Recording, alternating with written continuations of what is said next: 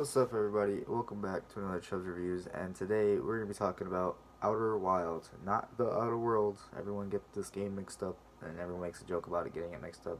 It is just Outer Wilds, a game that is like 90% just exploration. I would call it almost a walking simulator, but you're in space in a brand new solar system, and I'm not going to spoil, like, I wouldn't say anything spoilery. I'm not saying anything spoilery.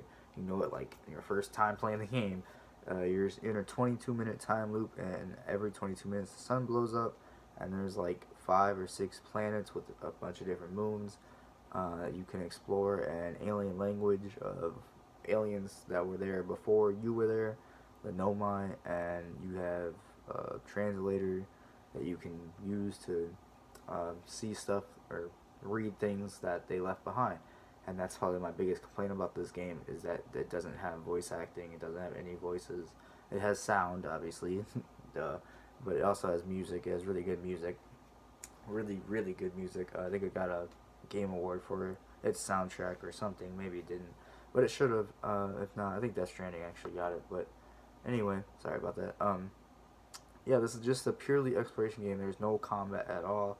Uh, I think the title of this video is gonna be 1,000 ways to die in space because you can die in a million different, well, obviously 1,000 different ways, and within seconds, and you just come back every time loop. You're stuck in this time loop. Nobody else around you really can tell that you're in this time loop, but you can tell.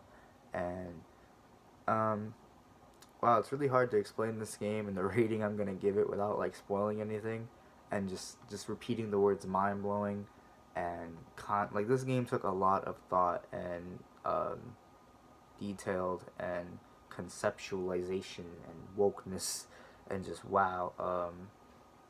There's a lot of cool science stuff, and then the game is knowledge. I would say you progress in knowledge, a lot of knowledge. Yeah, you progress in knowledge. You do a thing, or you find a new area, and you read things to send you to another area to read something to learn something. Like, whoa, I didn't even think about that. And it's really kind of simple things, but the game has to tell you it first, and then it ends up being like way bigger than what you even could imagine. And this is a little indie game. I always forget to mention what like the publishers or creators, developers of games, and I honestly forgot who made this game already. But I know it's an indie company, really small company, and that's why I shouldn't complain about no voice acting.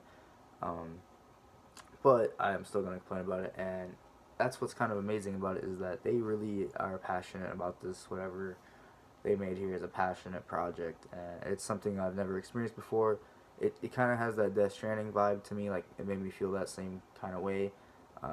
Even some emotion, oddly enough, at certain times, just because it was such a kind of wondrous moments. If you like space exploration and just want to explore, you will love this game.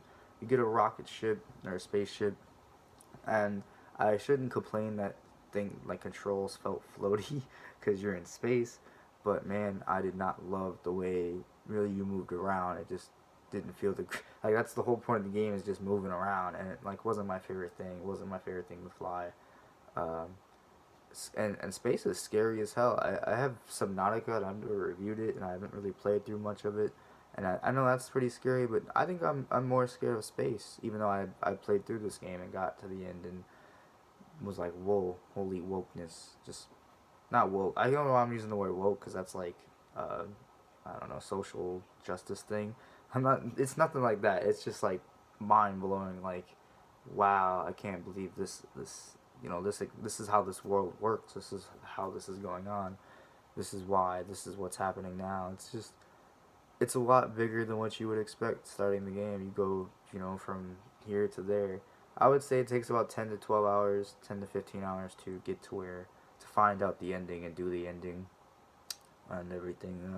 A lot of the planets are crazy, very different, and the way the weather would work on some of these planets, or just the time loop itself, the way things happened over time on these planets, and you had to work with the time, was just nuts. I mean, there's, I guess describing the planets themselves, is that spoilery? If it is, then stop watching now. I'm sorry, but there's like tornadoes on a planet or cyclones.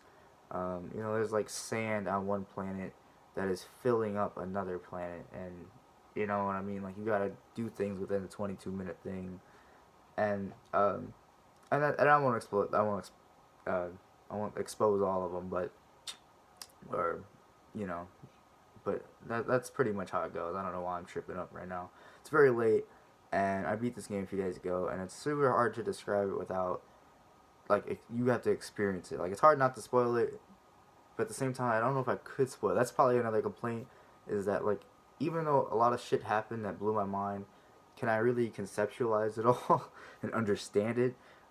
Yes and no. I mean, yes and no. So that's kind of what sucks is I can't fully. Like I said, it makes me feel a lot like how Death Stranding did last year, and those are probably both my two game of the years now, Death Stranding and Outer Wilds. Just very unique experiences, and if you have, I bought it for $20. I would say it's worth $20 for sure. If you can get it even cheaper, that works too. But I'm hoping to see more from this company. I just want some voices. I wish there was just like maybe it's because I know they want you to be alone in the game and feel alone like you're in space, but man, I felt too lonely during it. It's not like the lonely feel. It was very scary at some points, and not even scary. It just felt really quiet at times, way too quiet. But overall, some really trippy shit happens. It's cool, unique experience. And when I come down to giving this a final rating, I gotta give it a 9 out of 10. It's like not one of the higher nines. It's pretty low 9, but it's a 9 out of 10. For these type of games that are unforgettable, you'll never forget, and they're kind of once in a while game. It deserves a 9 out of 10 for me. I enjoyed it a lot. I do recommend it for the price it's at, and good job to the developers. Maybe I'll say their name in the description because I suck at remembering names and I should have looked it up. Maybe it's Squirrel Game. I don't know. Anyway, thanks for watching.